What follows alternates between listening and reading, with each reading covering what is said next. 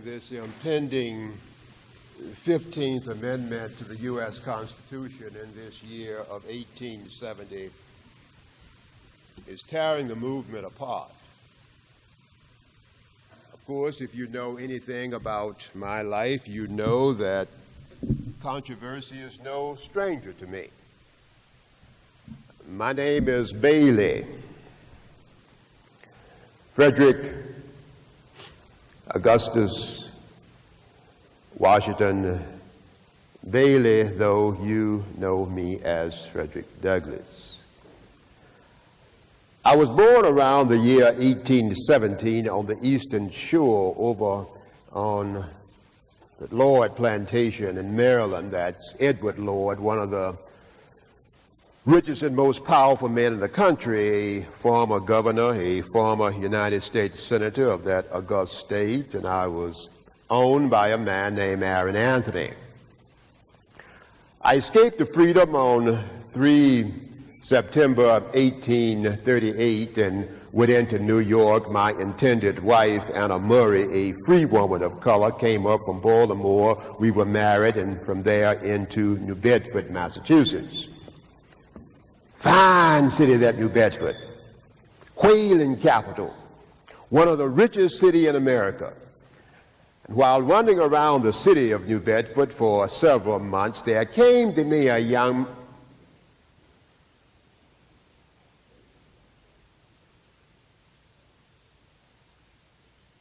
man with a copy of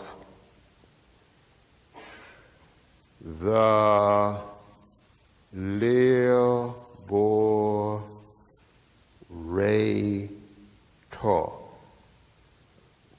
The Liberator.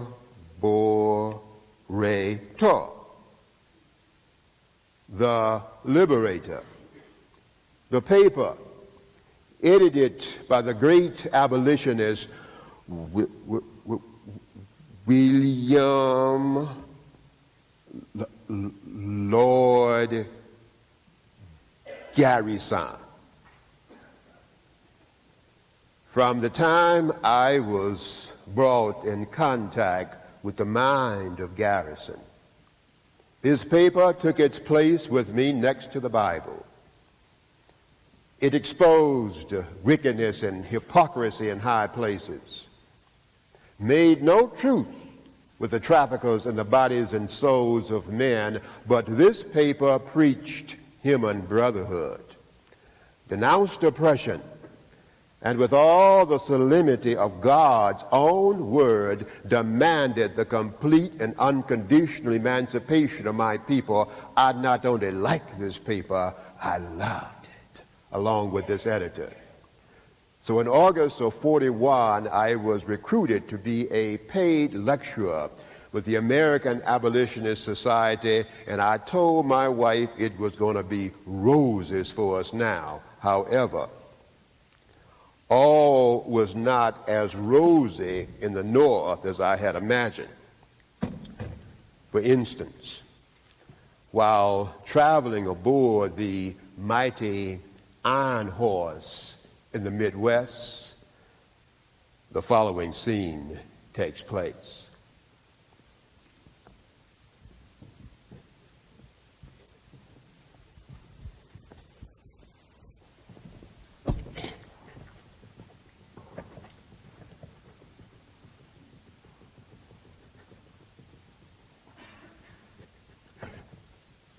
Leave this car, sir?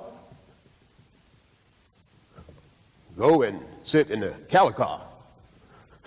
Well, if you can give me one good reason why I should go and sit in the cattle car, I'll go willingly. But, oh, I'm sorry, sir. That's not good enough. Here, hold on.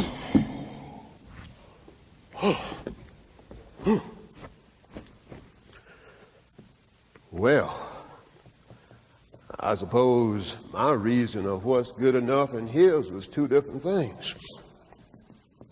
Phillips, my gosh, man, come on up here. Why in the world would you, a white man, want to ride up here in this filthy Negro car with me for? Oh, you say if I can't ride back there with you, you'll ride up here with me. Well, welcome aboard, Phillips, and I do hope you've had lunch, because it's going to be a very long ride. After several years of speaking out on the evils of slavery in this country, in 1845, I wrote my first narrative, took my message to Europe. I remember 2 years later in 47 when I gave an address to the British public at the London Tavern upon my departure.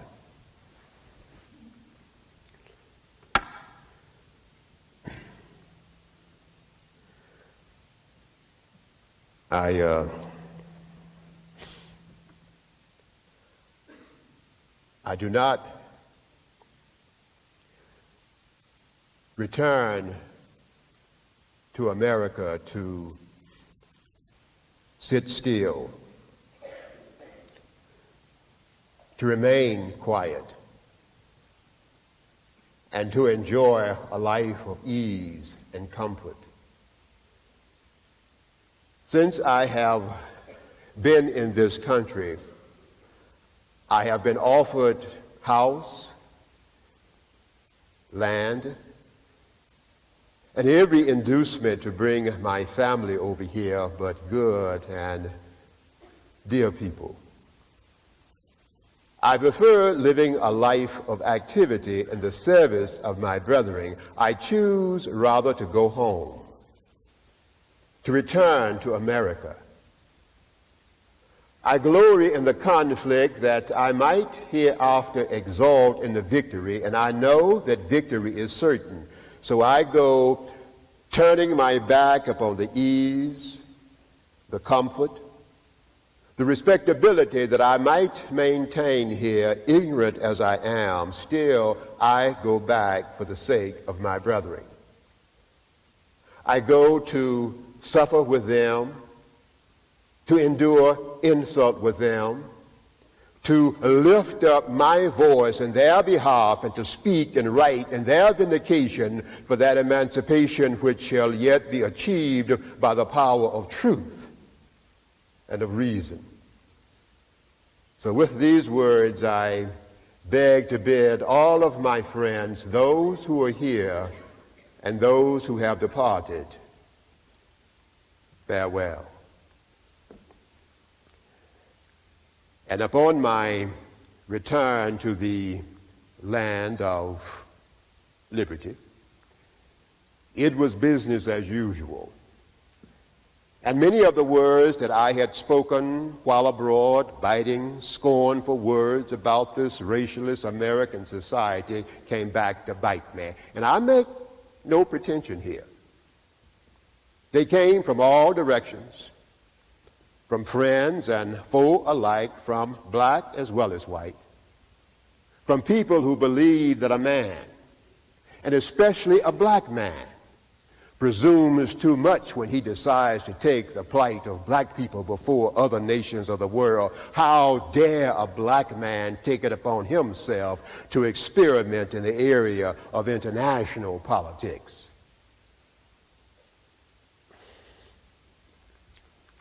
Well, I understand that, Frederick, but my gosh, boy, what good has it done? Have you not irritated? Have you not annoyed your American friends? Have I not irritated? I don't believe this. Have I not irritated? Yes, John, I have irritated them. They deserve to be irritated. Now, I am ever anxious to irritate the American people on this question, John, and as it is in physics, so in morals. There are cases which demand irritation and counter-irritation, and I intend to blister it all over from center to circumference. Yes, sir? Oh, yes, sir. My name is Frederick Douglass. What's that you say? America, love it or be gone. And we display a grand amount of ingratitude. Like a man who goes into a gentleman's house, accepts his hospitality, and yet abuses his fare, and we have no right to abuse a country under whose government we are safely residing and securely protected. So I see, here we have it, all reasoned out as plain as logic can make it, the limit of freedom of speech accurately defined. But allow me to throw a little light upon your logic, sir. Well, a gentleman's house and hospitality and the government of this country are wholly dissimilar. Let me therefore suggest to you that a restaurant bears a far greater resemblance to the government of this country than a gentleman's house and hospitality. So if you will allow the restaurant to represent the country, the bill of fare or menu, the Bill of Rights, and the chief cook, the commander-in-chief. Now, enter a black man. He goes into your restaurant. He reads your bill of fare. It contains the names of many palatable dishes, so he asks the cook for soup, and he gets dishwater. For duck, he gets dog. For beef, he gets bullfrog. For salt, sand, pepper powder, and for vinegar, he gets gall. In fact, he gets for you the very opposite of everything you asked and from which the bill of fare you had a right to expect. So I can read with pleasure, sir, your Constitution to establish the blessings of liberty and prosperity. Those are indeed precious sayings to your mind. But when I remember that an aged grandmother who's reared 12 children for the southern market, when I remember that when she became too much racked with pain, she was turned out by a professed Christian master, literally to die with none to look after her, and the institutions of this country, church and state, sanctioning and sanctifying this crime, I have no words of eulogy. I have no patriotism.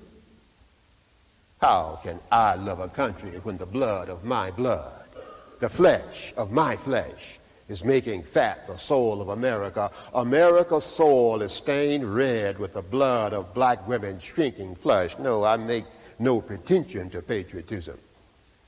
So long as my voice can be heard on this or the other side of the Atlantic, I will hold up this country to the righteous indignation of moral scorn. And in so doing, I will feel myself discharging the true duty of a patriot. Well, as it is with the parent to the child, so with the citizen to the country. For he is a true lover of his native land who rebukes and does not excuse its crimes. And on this matter, sir, I will be as harsh as truth and as uncompromising as justice. I will not equivocate. I will not retreat. I will not retreat one single inch. And I will be heard. Well, in December of 1847, I left my home in Lynn, Massachusetts, and moved to Rochester, New York, where I opened up my own business as a newspaper publisher, editor. I called my text the North Star, which was patterned after Garrison's newspaper, The Liberator. I remember this one particular afternoon. I was enjoying the company of some fellow members of the American Abolitionist Society, as well as a lady member. I was in conversation with a British journalist, a Mr. Foster from the London Times, and he had just inquired about my opinion about education, whereupon I said, education. Oh, book learning. Well, as a newspaper editor myself, Mr. Foster, I certainly am aware of the immense value of a broad academic background, but education of the head should not be the only concern of the Negro educator. What else? Well, education of the heart, of course, because it will be heart, more so than head, to pull us through the difficult days we have before us. From which institution did I receive my education? Well, my primary years were spent in the institution of slavery, and I went on to advanced study at Abolition University, William Lord Garrison, president. Dedicated to him. I owe him everything. Everything. Yes, dear. Yes, indeed. Send him in. Well, he's here, folks. And I do hope this goes well. Now, Henry does tend to be a bit extreme in his approach to things, but he's a sincere man, so go easy on him. And Wendell. Now, Wendell, if you feel yourself getting a little heated under the collar, that rear door there will give you a good cooling. I understand that, Wendell, but you know how emotional you tend to be sometimes. Henry, welcome. Good. So nice to see you. Come on in. I must say, you certainly are looking prosperous. Gentlemen and lady, this is, of course, the Reverend Henry Howland Garnett, pastor of the Liberty Street Presbyterian Church of Buffalo, brother and fellow abolitionist. What? Oh, abolitionist non-affiliate, not to be confused with the Garrisonian wing of the movement. Is that sufficient, Reverend? Good. So, if everyone would just make themselves comfortable, I'll serve tea. I certainly did enjoy your speech of last evening, Henry. Fiery though it was. No, that was not a cut. You know me. I'm not one to spare the razor's edge myself. It's just that we had a bit of a problem with the tone of your oratory and with the content. Some of the content as well. For instance, well, I think the Freedom's Journal carried the entire text. Yes, here, where you spoke, "Brethren, arise, strike for your lives and liberty. Let every slave throughout the land do this, and the days of slavery are numbered. Remember, we cannot be more oppressed than we have been. We cannot suffer greater anguish in our lives than we have already. Rather die free men than live to be slaves. Remember, we are 4 million. Well, Henry, it would appear as though you were advocating, God forbid, open rebellion by slaves. Well, yes, quite frankly, there is something wrong with that.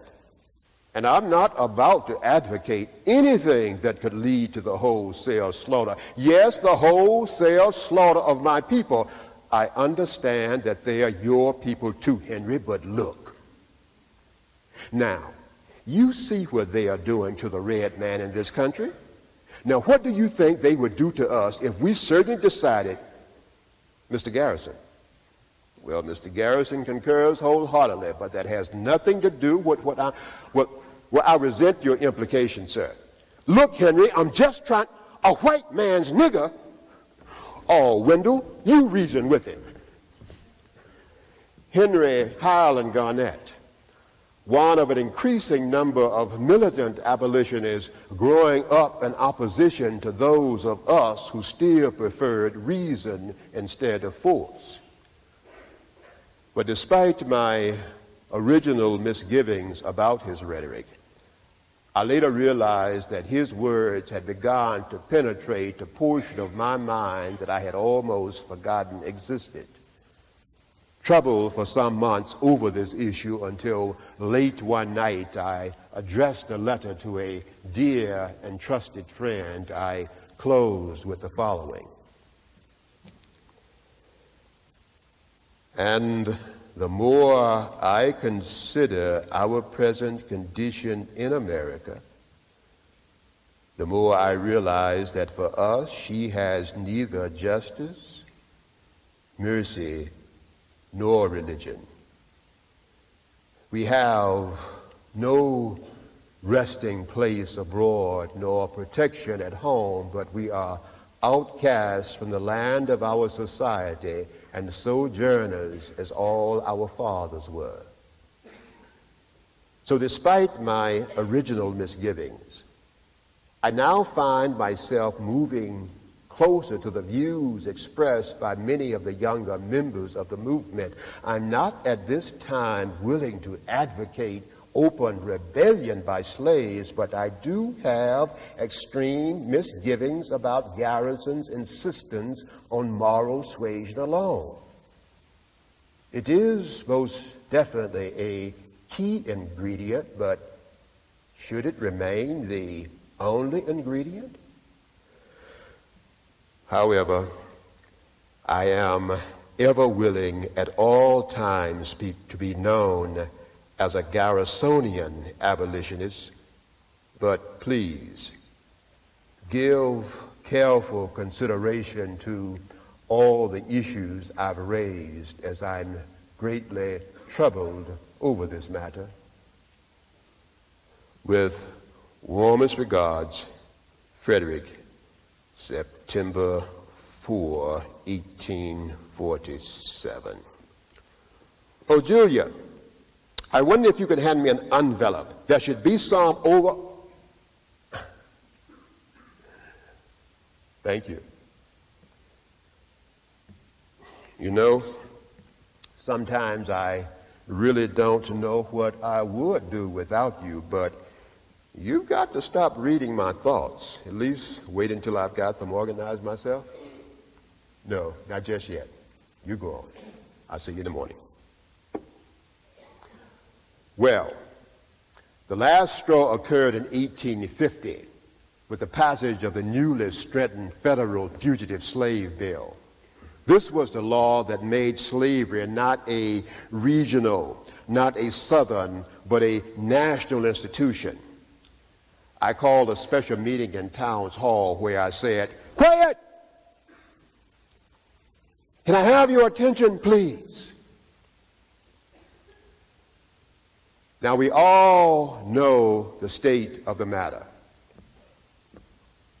We are all aware that since the passage of this mockery of a law, none of us, I repeat, none of us are safe from any scum of the earth who wishes to put us in chain. I received the news just this afternoon that hundreds, perhaps thousands of our brothers and sisters are fleeing across the border into Canada. Well, let me go on record this day by saying the only way to make this fugitive slave law a dead letter is to make half a dozen or more dead kidnappers.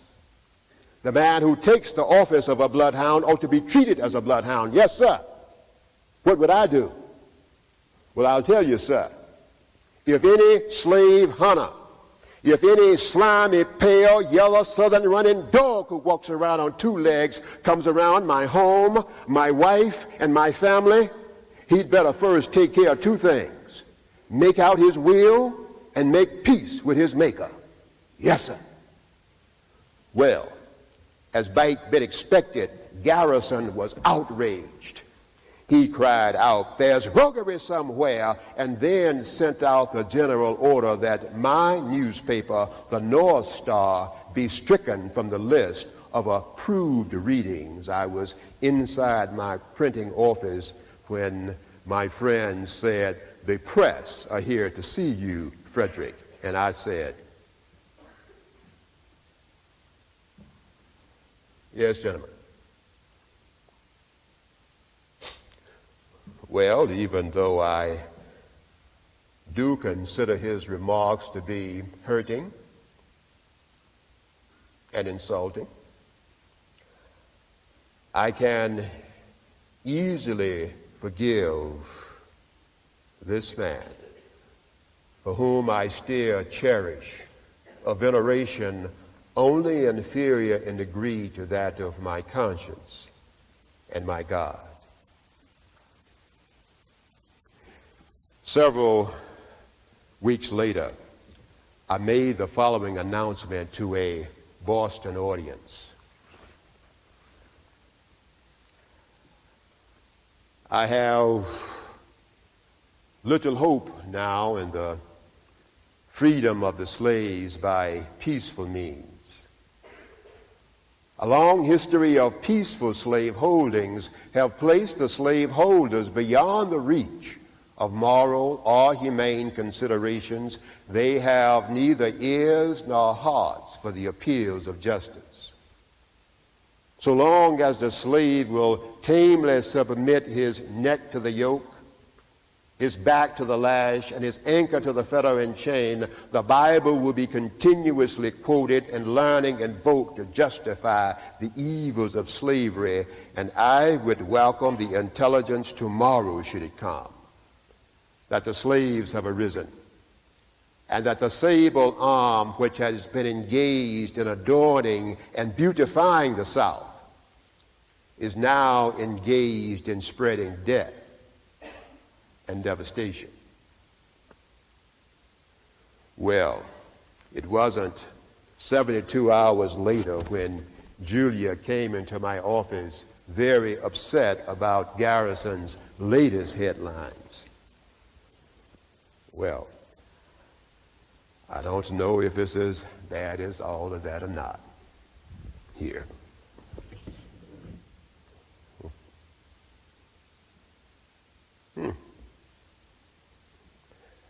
Douglass has ostracized himself. He's lost much of his moral power and will lose what little remains if he persists in his present course of actions. And there are rumors about that a certain female observer in his printing office has not only biased his own judgment, but has caused considerable unhappiness in his own home. Who? Oh, the free press and curiosity seekers. Well, bring them in, Dave.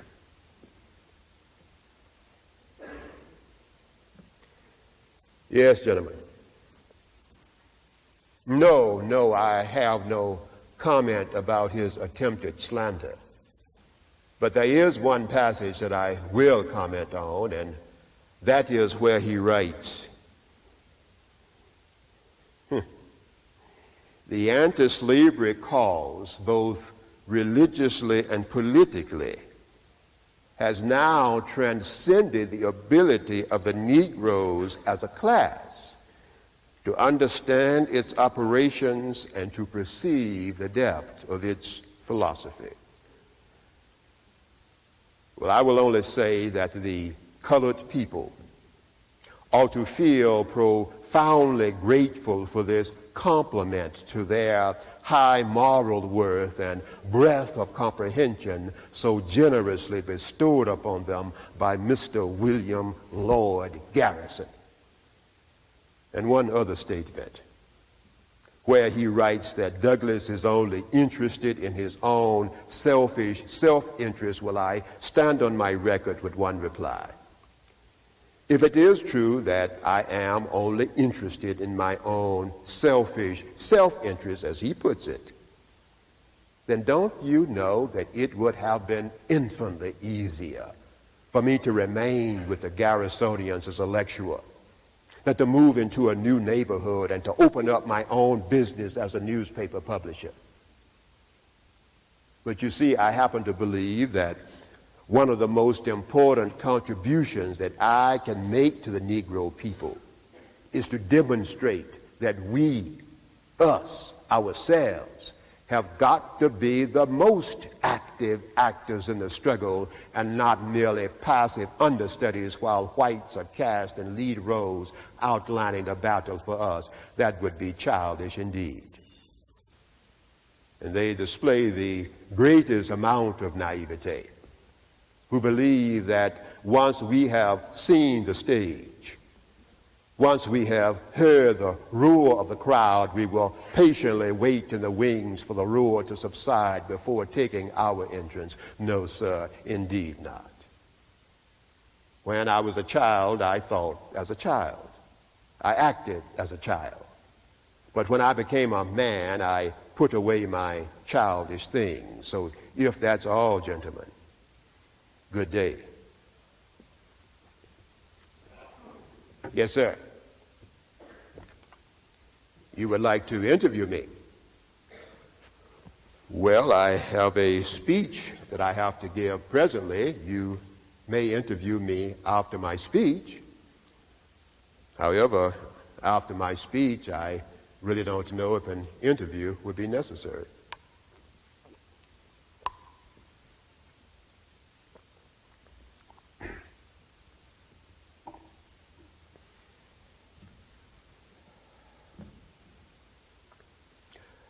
Madam President,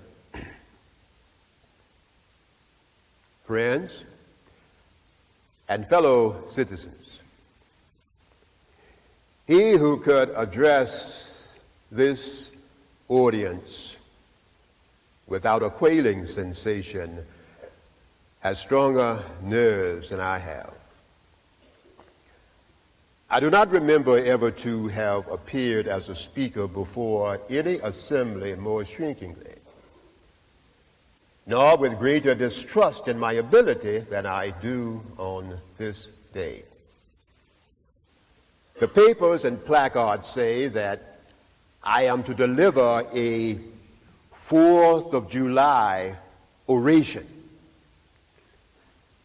Now, this certainly does sound large and out of the common way for me. Oh, it's true, I have often had the privilege to speak in this beautiful hall and to address many who now honor me with their presence. But neither their familiar faces nor the perfect gauge I think I have of Corinthian Hall seems to free me from embarrassment. The fact is, ladies and gentlemen, the distance between this platform and the slave plantation from which I escaped is considerable. And the difficulties to be overcome in getting from the latter to the former are by no means slight. The fact that I am here today is to me a matter of astonishment as well as of gratitude. And you will therefore be not surprised if in what I have to say I have evinced no elaborate preparation nor graced my speech with any high-sounding exhortation. But, fellow citizens, pardon me. Allow me to ask, why am I called upon to speak here today? What have I, or those I represent, to do with your national independence? Are the great principles of political freedom and of national justice embodied in the Declaration of Independence extended to us? And am I therefore called upon to express devout gratitude resulting from your independence to us? Would to God, both for your sakes and ours, that an affirmative answer could be truthfully returned to the following questions, because then would my task be light and my burden easy and delightful. For who is there among us that a nation's sympathy cannot warm him? Who so arrogant and dead to the claims of gratitude that would not thankfully acknowledge such priceless benefits? Who so stolid and selfish that would not give voice to swell the hallelujahs when a nation's jubilee, when the chains of servitude had been torn from its limbs? I am not that man. At a time like that, the dumb might eloquently speak, and the lame man leap as a hare, but such is not the state of the case. I say it with the sad sense of the disparity between us that I'm not included within the pale of this glorious anniversary. Your high independence only reveals the immeasurable distance between us. The blessings in which you this day rejoice are not enjoyed in common. The rich inheritance of justice, liberty, prosperity bequeathed by your fathers is shared by you, not by me. You may rejoice, I must mourn. To drag a man in fetters into the grand illuminated temple of liberty and to call upon him to join you in joyous anthems were inhuman mockery and sacrilegious irony. Do you mean, fellow citizens, to mock me by asking me to speak here today? If so, there's a parallel to your conduct. And let me warn you that it is dangerous to copy the example of a nation whose crimes, towering up to the heavens, were thrown down by the breath of the Almighty, burning that nation in irreparable ruin. I can today take up the plaintive lament of a peeled and woe-smitten people. By the rivers of Babylon, there we sat down. Yea, we wept when we remembered Zion, and we hanged our tallows in the midst thereof. For they who carried us away captive required of us mirth, and they who wasted us required of us a song, saying, sing us one of the songs of Zion. But how can we sing the Lord's song in a strange land? If I forget thee, O Jerusalem, let my right hand forget her cunning. If I do not faithfully remember thee, let my tongue cleave to the roof of my mouth. Fellow citizens, above your national tumultuous joy, I hear the mournful wail of millions whose chains, heavy and grievous yesterday, are today rendered more intolerable by the jubilee shouts that reach them. If I do forget, if I do not faithfully remember those pleading children of sorrow this day, may my right hand forget her cunning, and may my tongue cleave to the roof of my mouth. To forget them and to chime in with popular themes would be treason most scandalous and shocking, and make me a reproach before God and the world. My subject then, fellow citizens, is American slavery. I shall see this day from the slave's point of view. Standing here, identified with the American bondman, I do not hesitate to declare with all of my soul that the character and conduct of this nation never looks more heartless to me than on this 4th of July. America is false to the past, false to the present, and solemnly binds herself to be false to the future. Standing with God and the crushed and bleeding slave, I will in the name of humanity which is outraged, in the name of liberty which is fettered, in the name of the Constitution and the Bible which are disregarded and trampled upon, dare to call in question and to denounce with all the emphasis I can command everything that serves to perpetuate slavery, the great sin and shame of America. I will not equivocate, I will not excuse, and yet not one word shall escape me, that any man whose judgment is not blinded by prejudice, or is at heart not the slaveholder, shall not confess to be right and just. But fellow citizens, pardon me, allow me to ask, am I called upon to prove that the slave is a man? That point is conceded already. Nobody doubts it. There are 72 crimes in the state of Virginia which, if committed by a black man, will subject him to the punishment of death, while only 2 of the same crimes will subject a white man to like punishment. What is this but the acknowledgement that the slave is a moral, intellectual, and responsible being? It is admitted in the fact that Southern statute books are loaded with severe fines and penalties for the teaching of the slave to read and to write. When the dogs of your streets, when the reptiles that crawl, when the fish of the sea shall be unable to distinguish the slave from a brute, then will I argue with you that the slave is a man.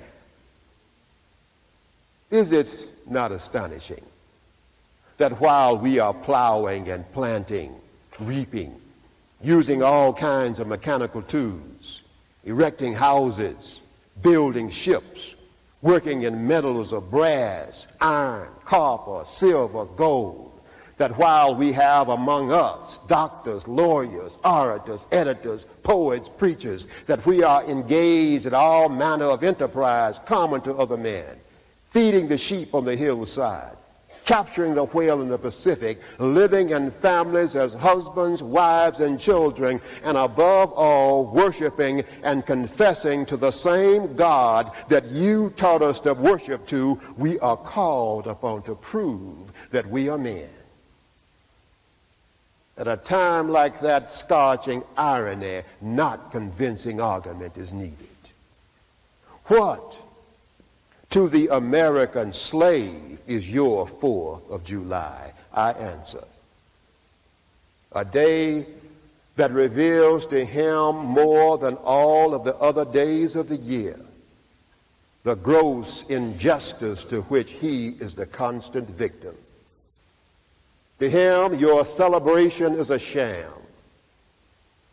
Your boasted liberty an unholy license.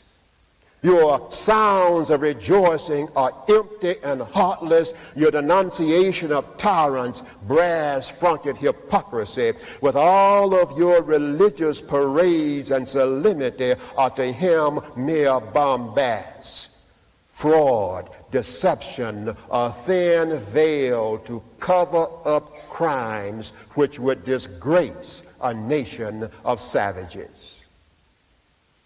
Go where you may, search where you will, roam through all the kingdoms of the old world, travel throughout South America, search out every abuse, and when you have found the last, lay your facts besides the everyday practices of the people of this country, and you will say with me that for revolting barbarity and shameless hypocrisy, America reigns without rival.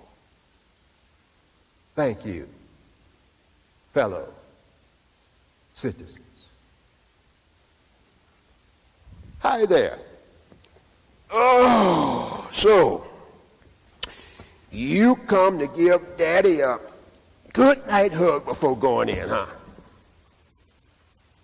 Do you have to? Well, now, I don't know. Which one?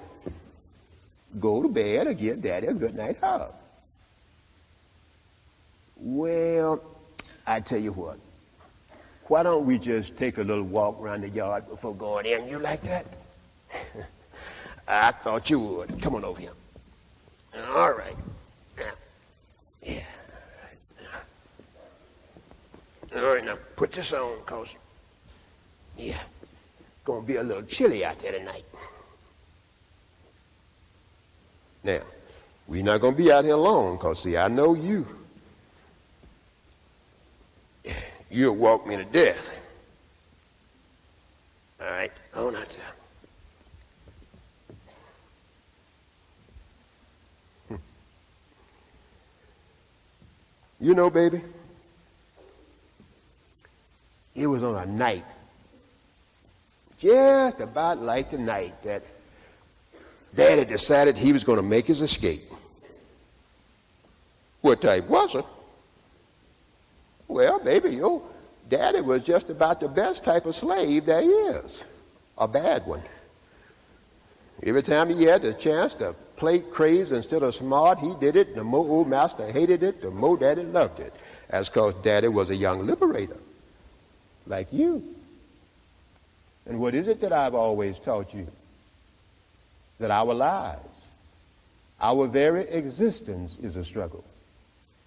And if we have no struggle, we have no what? No progress. That's right. Loss? Well, no. Long as you had that old drinking gourd up there, wasn't no way you could get lost. Drinking gourd? You mean to tell me you don't... What in the world are they teaching you in school? Come on over here. Now, you see that group of stars over there? Mm-hmm. Now, see that group right down there that's shaped like your mama's old dipper? Well, that's the little dipper, the old drinking gourd herself. And see that great big old bright star right there at the tail? Yeah, right down there. That one.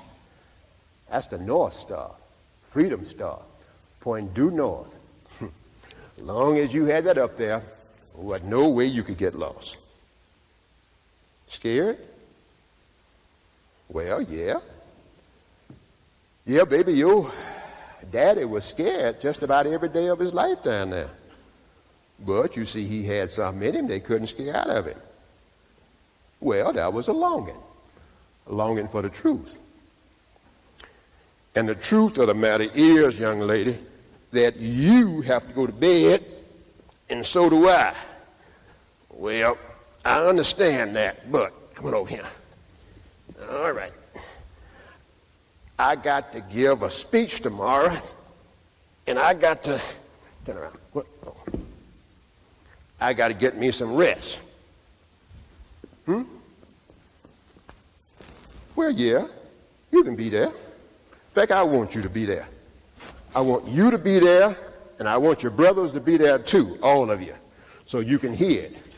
Truth about our people, ugly as it is. Well, yeah, darling, there is beauty in the truth. But you see, the truth is not always beautiful. All right. What?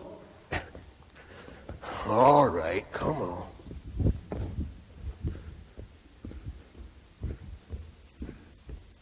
All right. Get on down. Now, what is we got to do? God bless Mommy. God bless Daddy. Of course, baby. God bless Uncle William, too. And I love you, too. You just Daddy's little old brown sugar. Yes, you is.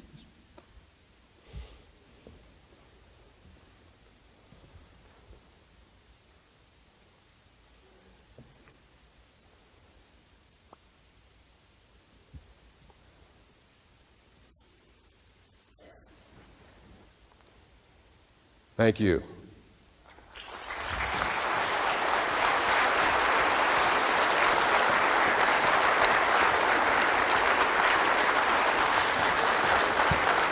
Wow.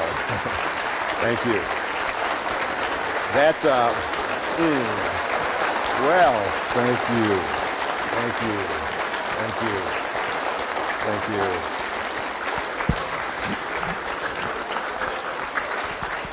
Of course, those were some of the issues that surrounding this controversy that we have today, but that was at another time and another place. I understand that this was supposed to be a conversation.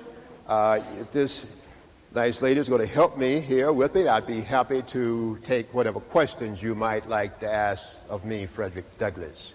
Just go ahead and raise your hand if you have a question for Mr. Douglass.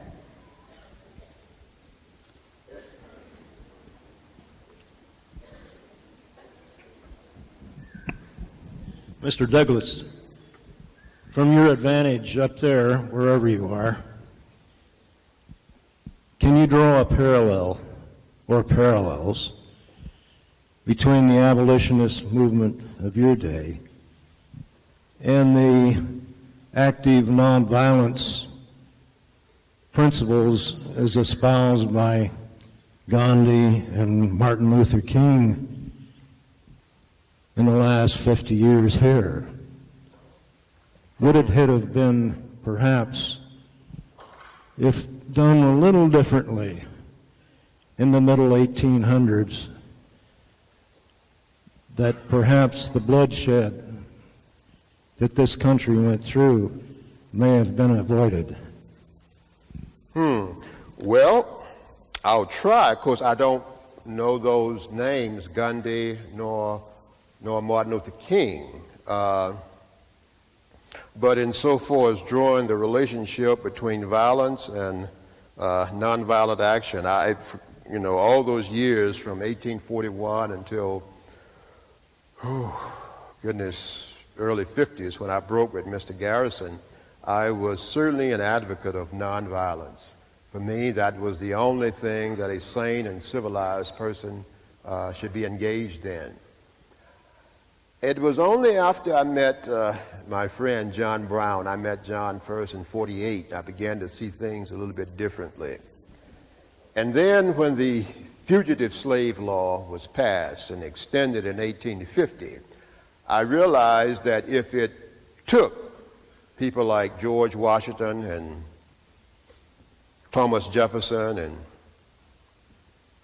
Benjamin Franklin, something much stronger than moral suasion to persuade King George to bring about freedom for certain white men in this country, it would take something, unfortunately, more than moral suasion to bring about freedom for black men and black women in this country. So when I got the word from my good friend, Governor John Andrew there from Massachusetts, that Secretary of War Stanton had issued an order that black men could be recruited to fight as men for their liberty and put on the blue uniform, I immediately went out. My first two recruits were my two oldest boys. And I recruited for the Massachusetts 54th Regiment, the Massachusetts 55th Regiment, and we spent and had some 180,000 men fighting for their freedom. And so though we would have liked to have discussed it, that simply was not the case. Hopefully in years to come, it won't take something as drastic as that. And so if we can pass this 15th Amendment to give black men the right to vote, we could have even more people, good Republicans, to try to move the country forward without violence. But it was quite clear that no, they could not hear anything that dealt with morality because all morality was spent at that time.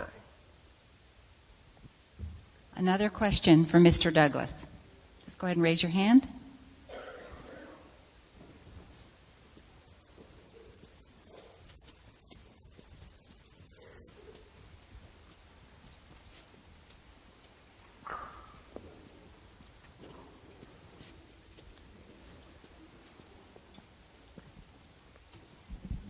Sir, many Americans are not appreciative of your wide international experience, and I understand there was a lady living in a territory that we now call Germany that you had a relationship with, platonic. Could you tell me what each of you got from that relationship? Also, are you bilingual? Thank you.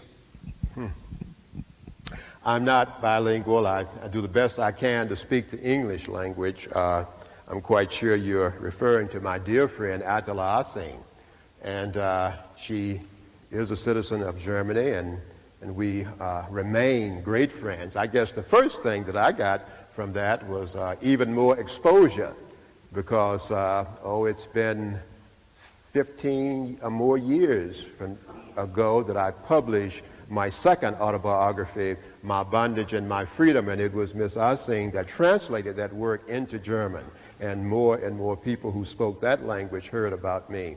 She indeed is a dear friend of mine. Now, what she has gotten from her relationship with me, I don't know. I leave that to her. I would assume that she considers me a dear friend as well. But she's someone who's introduced me to German culture, to the music of Wagner and others from that country, and it's just a mutually satisfying relationship that I have with my dear friend Attila. Further questions?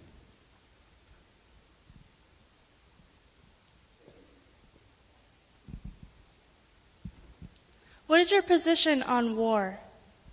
What is my position on war? We should have as less of it as we possibly can.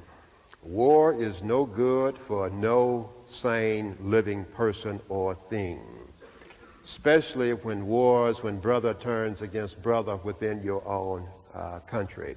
We have lived in war since all of us were brought to this country, first against the red man throughout this country. Of course, we fought 2 wars with John Bull, and we fought a war with Mexico, Mr. Polk's war. And so I think war is a terrible thing.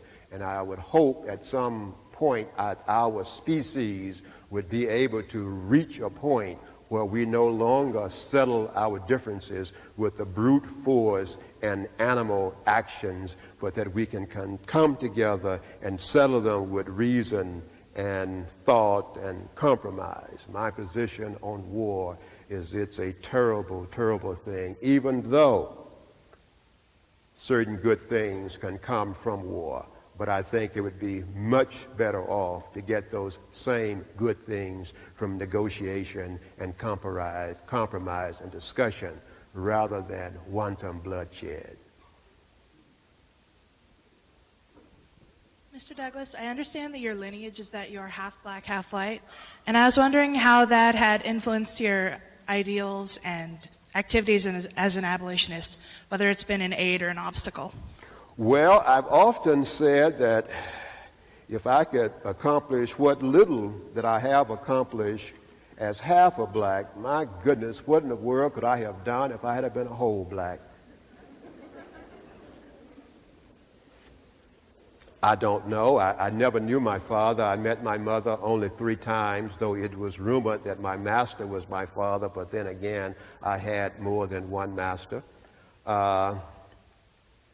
What it has meant for me to be black is that I was born in bondage. My mother was born in bondage. Her mother, Betsy, was in bondage. Now, my maternal grandfather, Isaac Bailey, was a free man. And it has meant that when I speak out on the cause of the bondsmen and the bondswomen in those days, I was speaking from a position that I myself had experienced. When I travel across this country and across other countries in England, Ireland, Scotland, and Wales, perhaps because of the way I look, others could make some type of identification with me as a human being. Ultimately, I think that's what we have all been trying to say, that we are all human beings. But what it has meant to have been a black man in this country was that I spent my first 18, 19 years in bondage. Are there any further questions?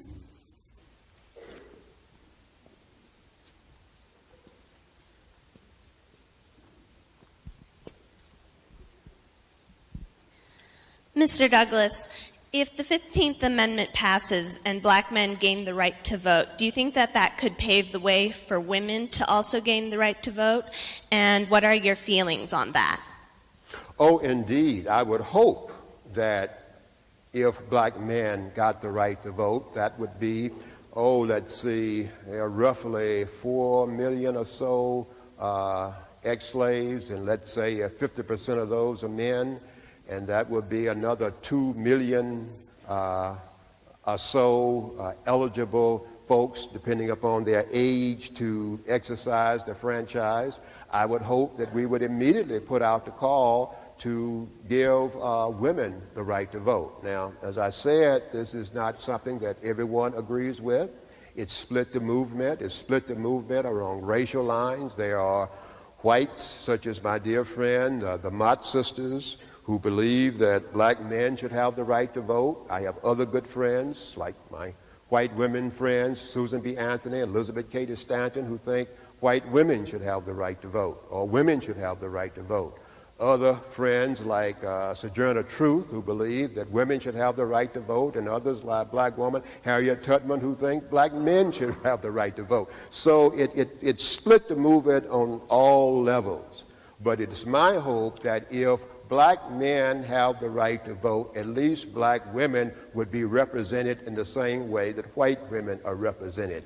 They are represented by their husbands, they are represented by their sons, they are represented by their brothers, they are represented by their male friends. That's not the case for black women in this country. So my feelings are that black men, that this is the black man's hour, though certainly I realize that that's not the feelings of many of my dear friends and colleagues, but that's my position on that for those reasons. Anybody?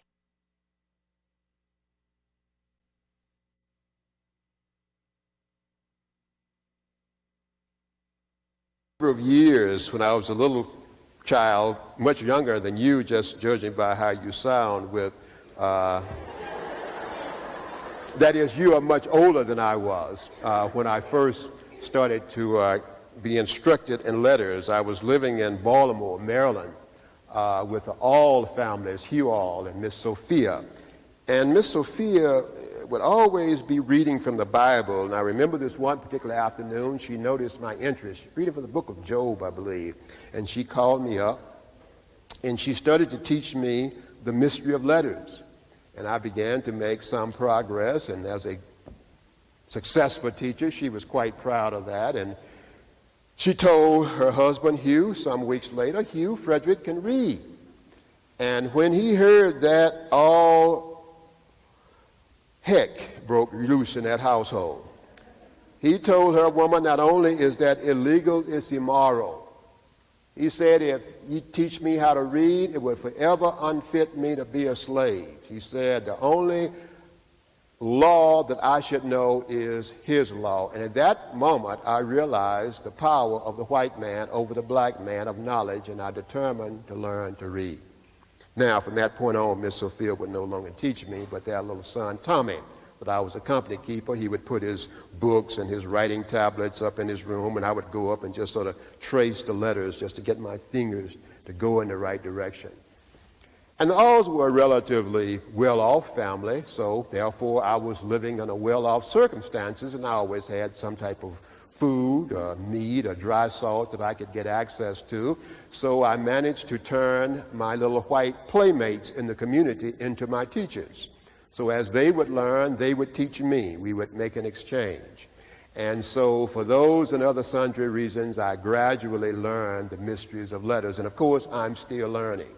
I've been very fortunate to be around some of the best educated men and women, in America. I mean, William Lloyd Garrison, Wendell Phillips. When I moved to Rochester, friends over in certainly the ethnology department at the University of Rochester. When my friend Julia Griffith came over from England to edit my newspaper.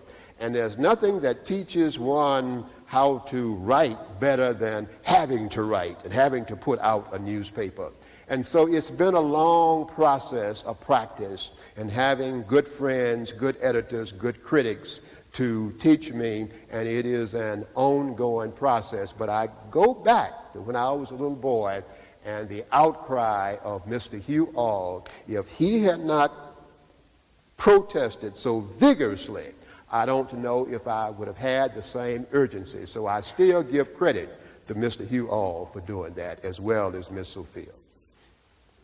Okay, and my other question was, who inspired you to write that newspaper and your book? I always have taken inspiration from my mother, even though I said I only saw her 3 times as a very young child, but I understood from rumors that she also knew the mysteries of letters. But what inspired me to edit my own newspaper was once I got back from England, that first trip in '48, I simply wanted to have a wider audience. And I was offered a position to write some for the American Anti-Slavery Standard, which I did, but I wanted my own organ. What inspired me to write the first narrative in '45 was simply to make my claim. There were those who did not believe that I had ever been in bondage. I would stand up sometime to give a talk, and people would say, well, he doesn't look like a slave, he doesn't act like a slave, he doesn't sound like a slave, so therefore he was not a slave. And they began to accuse me and Mr. Garrison and others of being an imposter. And so I thought the only way that I could then substantiate my claim was to put it down on paper and name names, name places, name dates. And that way anyone could verify that I had indeed been a slave. So it was really to plead the cause of the bondsmen and the bondswomen and to use my own life as a personal example and personal testimony that we are indeed free thinking as well as working human beings. So that was my inspiration for the narrative. Okay, I'm going to take one last question, and then we're going to ask Mr. Douglass to become Charles Pace. Mr. Douglass, I want to thank you for taking time out today to speak with us. Did you ever have the opportunity to meet Harriet Tubman? And if so, what kind of woman do you feel she was? And do you feel that what she did was right? Oh, indeed, I do know Harriet very well, very well. She once paid me the greatest compliment. She was talking about my work and my life, and she was telling me how inspiring it was, and I said, no, Harriet. I said, what I have done in the light of day, and everybody knows what contribution I have made, if any. But only the darkened sky, the midnight sun, know of your contribution. And so, no, General Tubman, you indeed are my heroine. So she is one of the greatest Americans that this country can produce. Can you imagine someone coming back from that institution and going back numerous times? I did not go back.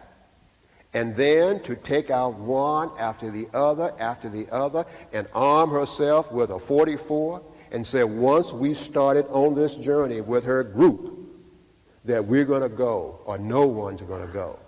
So there's nobody that I can think of that I admire any greater than Harriet Tubman. My two great heroes of the movement are Harriet Tubman and the late, great John Brown.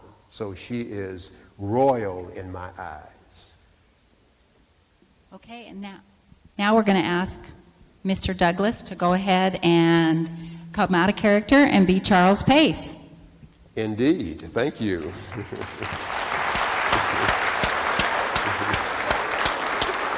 you. If you have any questions. Just to go back to this gentleman's question, of course, he would not have known Gandhi or John Brown since the time period, of course, was 1870, and that was before. But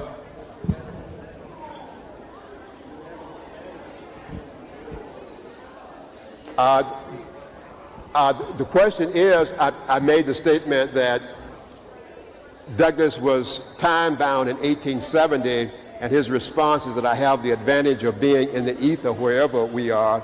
That's a very good point. And different Chautauquas take different positions on that.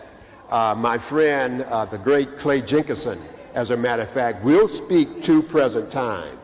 The Great Plains model, even though Clay came from the Great Plains, is that we don't do that. We put ourselves in a particular period of time, and I do it for a couple of reasons. One is that one of the objectives, it seems to me, to develop a historical consciousness is that the public should come back in terms of time and think from that time period rather than the character coming into your time period. In that way, I think we get a much better look and feel for what people in that place and time were going through. As an anthropologist, we call that the emic point of view. And so to put yourself back into their time and to see that they were in a whole different world than what we were going through. And so I always put him in a time period and then force the audience to come back into that time period. But different scholars do it different ways. Yes. Any questions for Mr. Pace? There's one over here.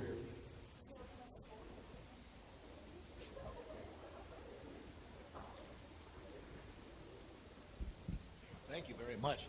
This is not on? I've been coming here for several years, and this was just as good as I ever heard. Thank you, sir. My question is there a particular biography you might recommend? Oh, sure. Two biographies. One, Frederick Douglass, by William McFeely, which is the last edition that you can get. I think McFeely wrote that or published that in '91. That would be the one that I would recommend. And that is the latest one. Sir, let's go back and right over here. Oh, yes. Okay, let's go back in time for a second. Okay. What was the relationship between President Lincoln and Douglass? They had a very cordial and very respectful relationship. Douglass wanted to meet the president, and he had a mutual friend who was the senator from Kansas, Senator Pomeroy. And he asked Senator Pomeroy to set up a meeting with the president, and he did. And he wanted to talk to the president, one, about the way black troops were treated. They had to buy their own uniforms. They did not have the same pay that white troops had. Two, that there was a movement from the Southern troops that if they captured a black Union soldier, they would either kill him or put him in slavery. And then three, there were no blacks among the officer class. And Douglass felt that those three things should be corrected. And so he had a meeting with the president. And when the president came in, Douglass stood up and he was just a little bit nervous. He said, "Oh, sir," sort of almost babbling as he said, "My name is Frederick Douglass." And Lincoln said, I know who you are, right? And so they had the conversation. About a year and a half later, they thought the war would be over much earlier than it was.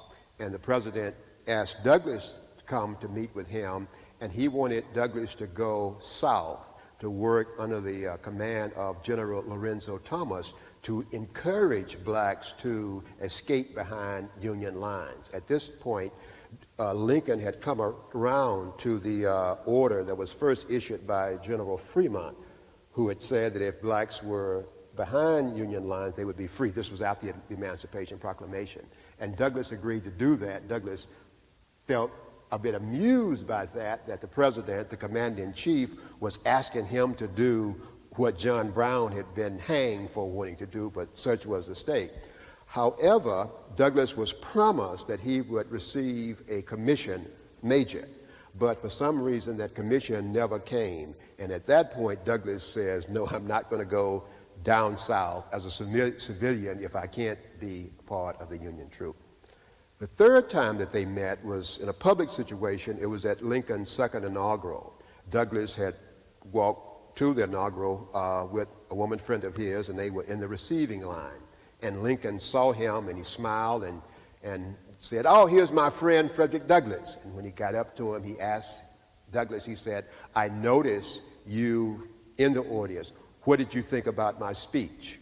Well, Douglas go, well, Mr. President, you don't need my critique about your speech. And then Lincoln said, no, there's no opinion that I value more than my friend Frederick Douglass. And by the way, why don't we get together and have breakfast? The day that Lincoln suggested, Douglass had a speech already planned, and as Douglass said, he had a policy never to cancel a speech if he could help it, and he asked for a rain check. And then, unfortunately, circumstances intervened, and the president was assassinated, and they never had that fourth meeting. Some weeks later, Douglass received a package in the mail, and it was a cane, a walking cane, from Mrs. Lincoln, and she indicated in a note that the president had noticed how much Douglass had admired that cane when they met in the Oval Office, and she said she knows that her husband would have wanted him to have that cane, and she gave it to him. So, very cordial, respectful. Douglass was, of course, one of Lincoln's major critics, and it had to do with the war. Lincoln initially was quite clear in his mind that the war was to save the Union. As Lincoln said, I want to save the Union, and I'll save the Union if it's half slave or half free, or all slave or all free. The goal is to save the Union. I do not think we can get white boys from Indiana, Illinois, Missouri to fight for the slaves, but they will fight for the Union. Douglass kept saying that no, if we have slavery, there will be no Union. There is no war other than an abolitionist war. And he kept pressing Lincoln and kept pressing Lincoln and kept pressing Lincoln. And of course, Lincoln came around to that very realization. And of course, one of the reasons why he wanted Lincoln to go south was that it was questionable about the legality of the Emancipation Proclamation. I mean, can the president all of a sudden take property from American citizens and say you no longer own your property? And would that be overthrown if the war had been settled peacefully? I mean, he didn't think that the South would win, and so that was questionable. But he said if we can get them to escape, then I think they would stay free. However, Douglass was aware, as he said at a later time, that Lincoln was not our man, he was a white man. And he had some of the same foibles as a white man, but he was a man who learned, it was a man who grew in time, and he thought he was the best man for the position at that particular time. So he was both a critic of Lincoln, but he was also a great admirer of Lincoln as a human being, as well as a commander-in-chief who constantly thought on his feet and adjusted to the circumstances and learned on a day-by-day basis. Are there any final questions? Thank you. Could you go into a little bit more detail about your personal life, personal relationships and such, if you care to? Thank you. Oh, personal relationships. One wife, two daughters. My oldest daughter is a junior at Center College in Danville, Kentucky. My youngest daughter is in the 7th grade. My wife is also a performer, and she's much better than I am. I was born and raised in a little town called Texarkana, Texas, and did my undergrad work at the University of Texas at Austin, and after 13 years, back to grad school at Purdue University. I do this on a full-time basis. I do, 200 years of African American thought. My theme is agency in African American male leadership and what I call the American creative quest for democracy. And the characters that I do moving through history would be York, who was the property of William Clark, and of course we're celebrating the 200th year of the Lewis and Clark expedition to the Pacific. Frederick Douglass. The next character would be the man who became the leader when Frederick Douglass died in 1895, and that was the great Booker T. Washington. And then the man who became the leader after Booker T. Washington, the greatest African-American intellectual, one of the greatest intellectuals that this country has produced, W.E.B. Du Bois, the poet Langston Hughes, and Malcolm X. So those are the 6 characters that I do. I sort of riff from a musician's phrase and what I call my 8 L's that I think that unite these people, and that's dealing with the issue of literacy, leadership, liberation, labor, love, and lifelong learning. And those are the things that it seems to me that unite them. The issue of literacy and liberation, of course, was central, and we saw that from the question with Douglass. And then we follow that sort of theme all the way through. Booker T. Washington said after slavery, a whole race of people woke up and went to school. W.E.B. Du Bois was the first leader of African American folk. As he said, I was a small leader challenging a greater leader, but he became a leader from the publication of a single book, The Souls of Black Folk, in 1903. Unlike the other leaders like Douglass, Samuel Ringgold Ward, who became leaders from the public platform as orators and preachers, Du Bois became a leader as a writer. And then, of course, the great Langston Hughes. This is controversial. Some think maybe it was Paul Laurence Dunbar.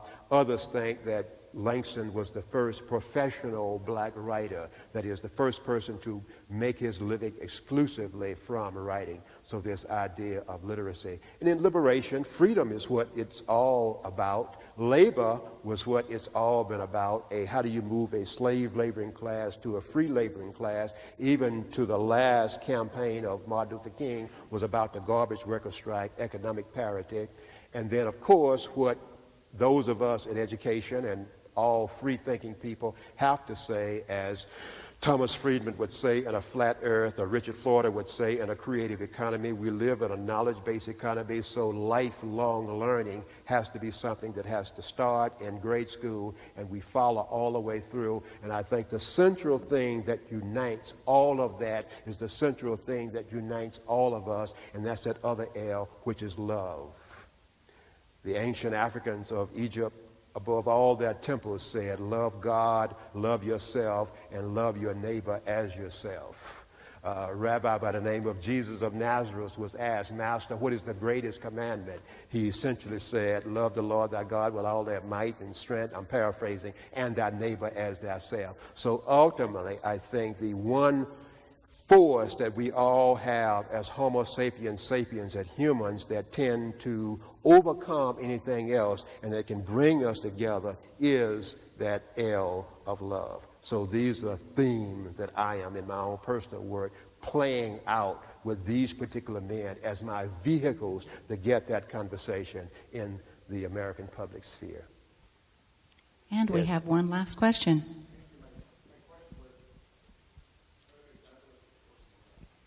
Oh, you said, okay.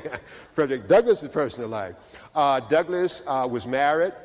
He married Anna Douglass in 1838 when he escaped.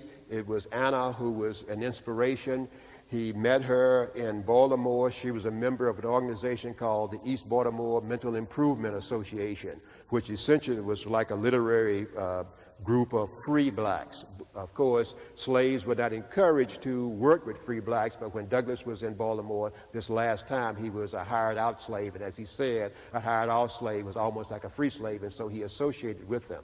When he decided he was going to make his escape, the first time he was caught, the second time, she made him a sailor's uniform, and he left. She then left and joined him in New York, and at that point, she became, in some ways, a lawbreaker.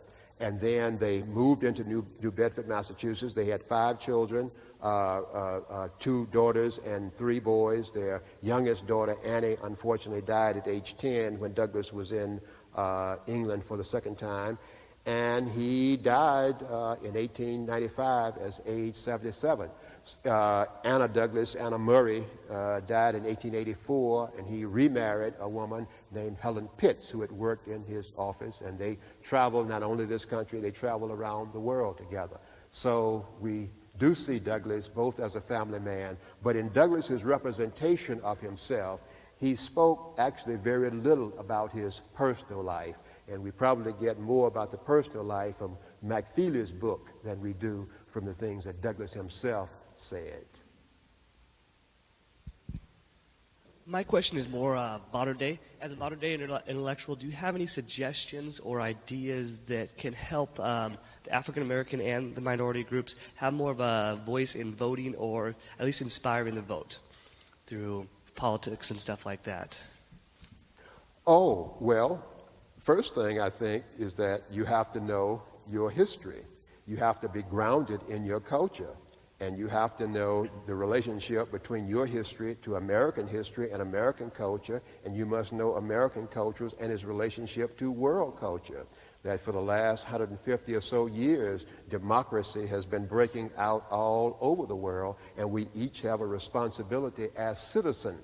I think of all the labels that we can walk around with, perhaps citizen is the most sacred one because that's our relationship with each other. And voting is not the only mark of citizen, and it's not the only activity that one must exercise in a democracy, but it's one of the things. The other thing, of course, is to understand that all leadership ultimately is local. And so one should become involved in one's own local area to bring about change. And so ultimately, politics is about power, it's about influence, it's about change, it's about compromise, it's about people coming together to build a better society for the citizens of that country, but also that country's relationship with all the other countries. And of course, that's what I meant in referring to Thomas Friedman's latest book about the flat earth. I mean, we are an interrelated earth. So ultimately, we are earthlings.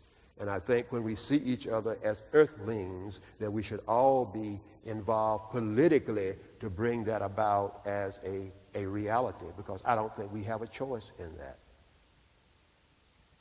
Okay, let's go ahead and thank Mr. Pace once again for joining us for the Popcorn Forum.